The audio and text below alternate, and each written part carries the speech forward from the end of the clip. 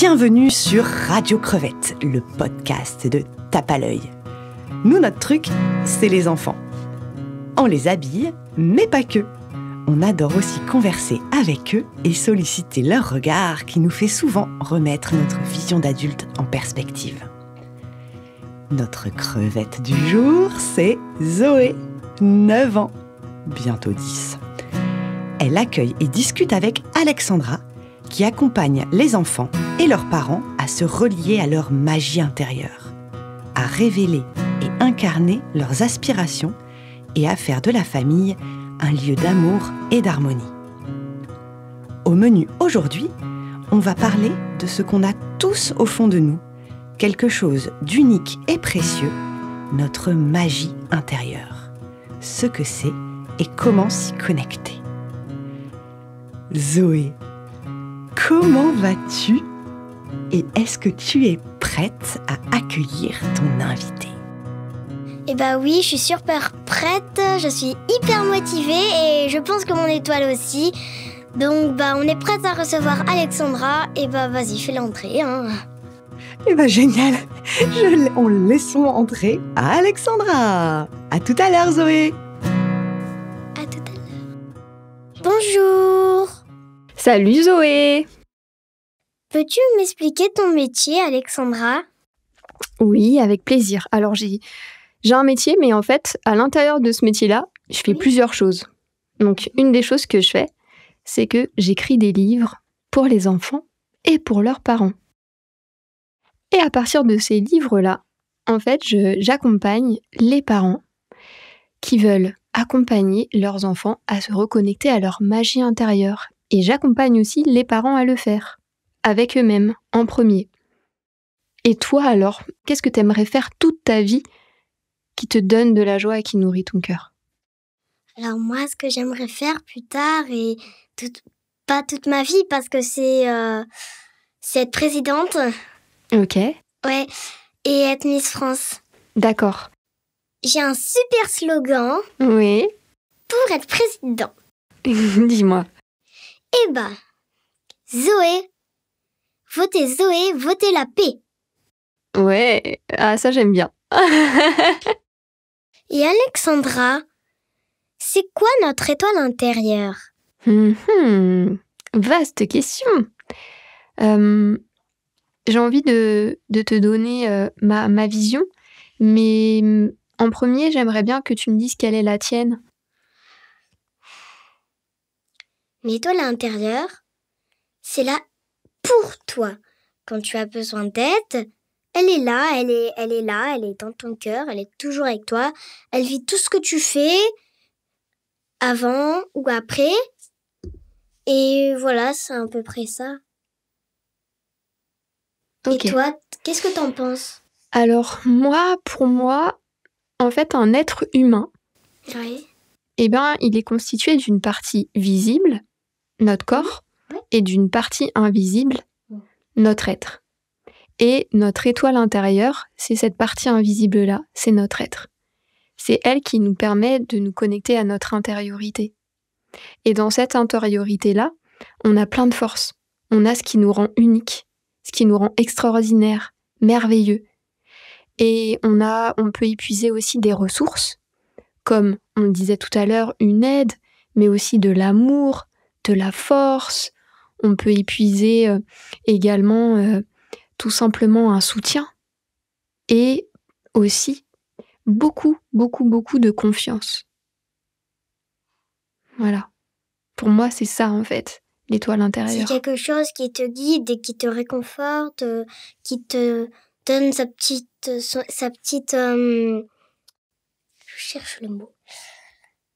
Son avis, son petit avis. Oui, son petit conseil, ses petites astuces aussi. Ouais. Mais au-delà de ça, c'est vraiment ce que je suis. Tu vois ? C'est pour moi, c'est la chose la plus importante en fait, quand je suis avec moi-même. Quand je suis avec moi-même, je suis pas juste une carcasse, tu vois, une peau et un corps. Je suis quelque chose qui vibre à l'intérieur de ce corps.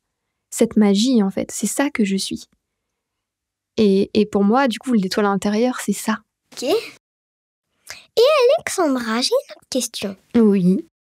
Est-ce qu'il existe des mauvaises étoiles? Toi, t'en penses quoi de ça? Je sais pas trop. Je pense que parfois, peut y en avoir et elle peut se retransformer en étoile gentille, quoi. Quand t'es énervé, elle commence à devenir rouge. Un peu Sansilla, quoi, comme dans tes livres.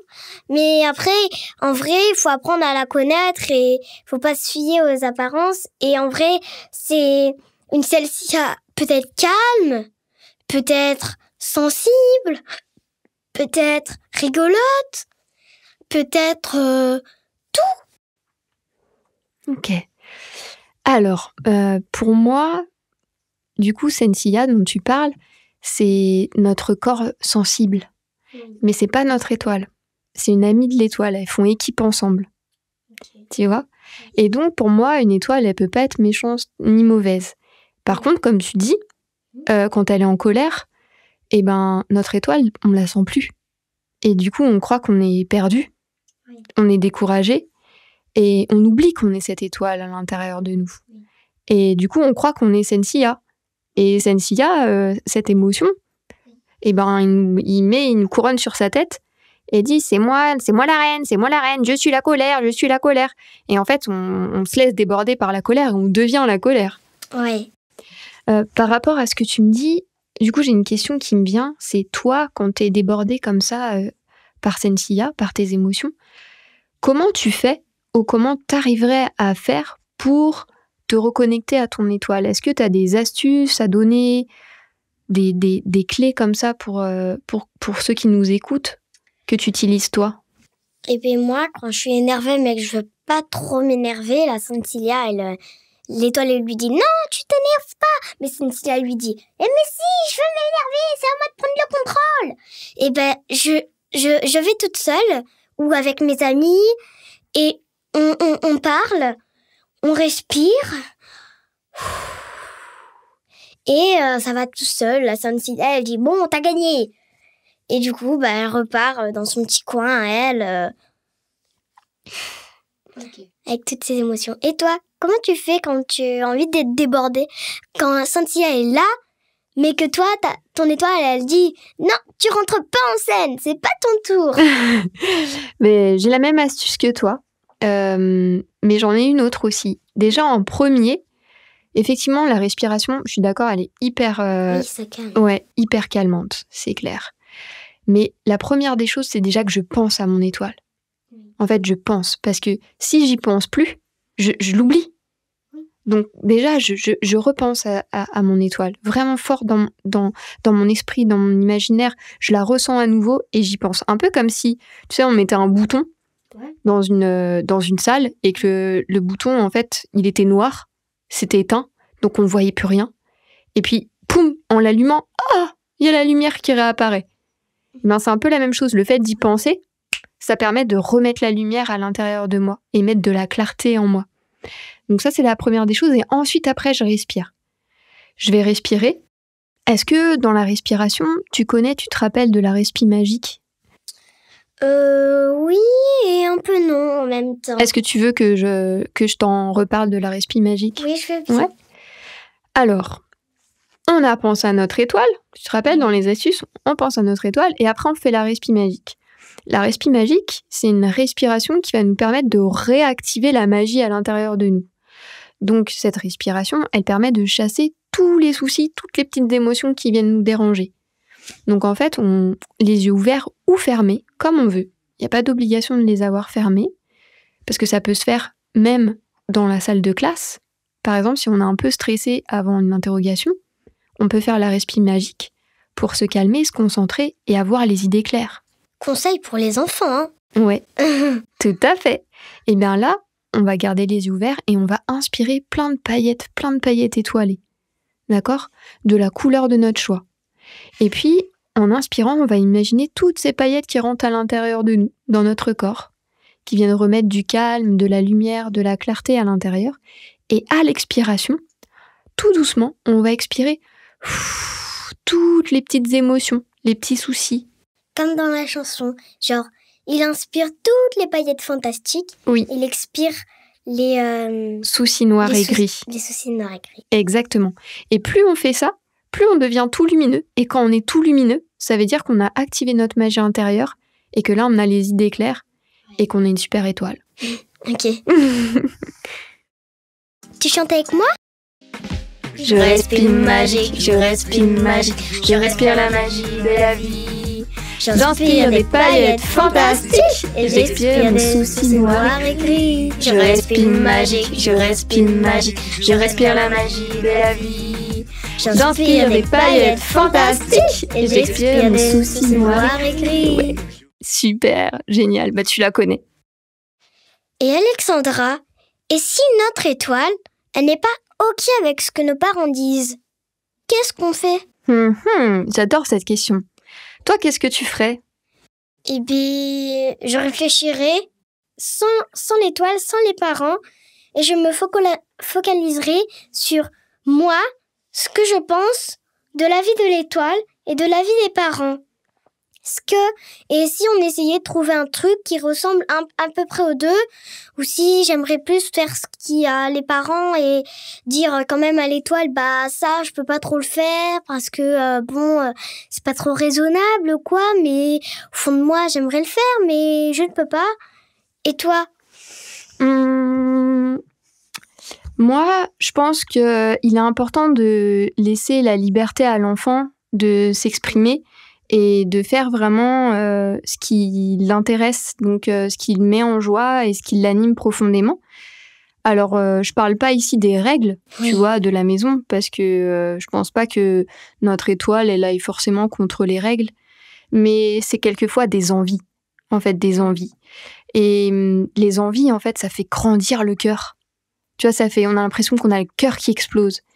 Et je pense que quand on est parent, bah, c'est important, même si on n'a pas les mêmes pensées que notre enfant, les mêmes envies pour lui, d'écouter les siennes et de laisser le droit d'écouter les siennes.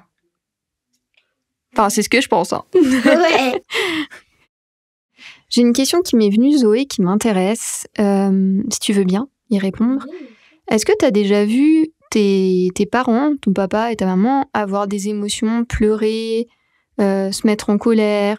Oui, bien sûr, j'ai déjà vu pleurer mes parents qui pleurent, ils se mettent en colère ou voilà. Et au contraire, faut s'exprimer parce que après ça va te faire une grosse boule dans ton ventre sur ton étoile et ton étoile elle va faire je peux plus et du coup elle va commencer un peu à s'éteindre et il faut tout sortir, même si t'es énervé. Quand je suis triste, je vais prendre mon doudou préféré et je lui parle. Mais genre comme si c'était une vraie personne. Genre je lui parle en face et je lui dis tout ce qu'il y a. Et pouf, ça sort. Ça enlève déjà un gros truc. Il t'en reste un petit peu, mais ça enlève déjà un gros truc. Hein. Donc voilà. Puis quand je suis triste, je pleure, ça fait du bien. Ça fait du bien, faut sortir. C'est comme ça. Et ma question est, est-ce que tu penses que eux ils croient à leur étoile ou pas? Et est-ce que du coup, si toi t'y crois, et que tes parents n'y croient pas, comment ça serait pour toi cette situation? Je pense que mes parents, s'ils se concentrent vraiment, vraiment, vraiment, ils peuvent la ressentir l'étoile. Même les adultes, ils peuvent la ressentir. C'est pas quelque chose que pour les enfants, que même les ados, hein. C'est pas genre nana, les enfants ils le font, alors moi je vais pas le faire parce que c'est trop pour les petits. Hein. Du coup, non, faut pas se dire ça. Faut se dire au contraire, ça inspire les parents, même les enfants. Peut-être que moi je devrais le faire aussi. Vaut mieux tenter que rien essayer, voilà. Et du coup, voilà. Et s'ils y croient pas, et qui moi j'y crois. Et voilà. Mais s'ils y croient pas, c'est leur choix. C'est pas le mien. C'est comme ça. Ouais, j'aime bien ce que tu dis parce que c'est exactement ce que je pense. Et c'est hyper important ça, que les enfants qui vont écouter l'entendent aussi. Parce qu'on peut croire à des choses différentes dans notre propre famille, mais ça n'enlève en rien l'amour que l'on a les uns pour les autres. Oui. Et Alexandra? Oui. Et est-ce qu'il y a d'autres façons que la méditation de se connecter à son étoile? Alors, on n'en avait pas parlé, mais effectivement, la méditation est aussi un moyen de se connecter à notre étoile et notre magie intérieure. Et tu vois, on en a parlé déjà ensemble, puisque la respiration, en réalité, c'est déjà une méditation. Parce qu'une méditation, c'est un grand mot, mais qu'est-ce qu'il veut réellement dire, à ton avis? Et ben ça veut dire se concentrer sur soi-même et être calme et je sais pas trop. Non, si, tu sais, t'as répondu. T'as super bien répondu. C'était ta première phrase. Être concentré sur soi-même. C'est ça la méditation. Et le calme, en fait, c'est la conséquence de la méditation. Mais en fait, on médite jamais pour être calme. On médite pour se connecter à notre monde intérieur, à notre étoile et à notre magie intérieure, à se concentrer sur soi, comme tu dis. C'est pour vraiment développer notre super pouvoir de concentration. Et quand on est finalement concentré, eh bien, instantanément, ça nous apaise, ça nous calme. Tu vois, là, je reprends le slogan « Zoé comme la paix ». Eh bien, on installe la paix à l'intérieur de nous. Tu vois, donc moi, si tu étais présidente, je t'enverrais une petite lettre pour dire « Zoé, est-ce que tu veux bien que dans toutes les écoles, et même dès la crèche, on apprenne aux enfants la méditation pour installer la paix à l'intérieur de chacun ?» Tu vois? Oui. Bah moi, peut-être que je médite sans le savoir quand je me balade, en tenant la main avec ma maman ou mon papa, et en étant calme, en parlant, et en regardant la vue, et en prenant conscience, et tu repars en fait à zéro dans tes émotions, ça te calme un max. Ou parfois, faut un bon coup de rigolade, tu sais, genre, tu fais des guilis et pouf, et là, pouf, tout part. Et aussi, j'avais une autre question, Alexandra. Est-ce qu'il y a d'autres moyens de méditer que, genre... Ce que j'ai bien aimé dans ta réponse, c'est ce mot magique, en fait, en conscience. Et la méditation, c'est ça. C'est amener de la conscience dans ce que l'on vit, dans ce que l'on fait. Et du coup, la conscience, c'est la magie, en fait, à l'intérieur de nous. Hein. C'est un mot différent pour le dire, mais c'est ça. Alexandra, j'ai une hyper dure question à te poser. Si tu pouvais souffler quelque chose à l'oreille de tous les enfants, qu'est-ce que ce serait? Je dirais que je leur soufflerais de se rappeler à chaque instant qu'ils sont cette étoile, qu'elle est là, toujours présente pour eux, que c'est une aide, un soutien, un guide, une sécurité aussi, que plus en fait ils y pensent, et plus ils pourront sentir cette confiance à l'intérieur d'eux. Et surtout, ils pourront prendre conscience que chaque enfant en fait est un être merveilleux, unique, fantastique, et que il est important que tous les enfants croient en leurs rêves. Parce que si tu peux le rêver, ça veut dire que tu peux le faire. Et toi, Zoé, qu'est-ce que tu chuchoterais à l'oreille de tous les adultes? Je leur dirais, écoutez, il faut apprendre à gérer votre colère, mais aussi à écouter vos enfants, parce que en vrai, ils peuvent vous ouvrir des choses que vous posez la question depuis 20 ans, mais pas que, plein d'autres choses que vous verrez. Donc voilà, je vous conseille d'aller voir Alexandra et d'écouter vos enfants. 2 conseils hyper importants à suivre.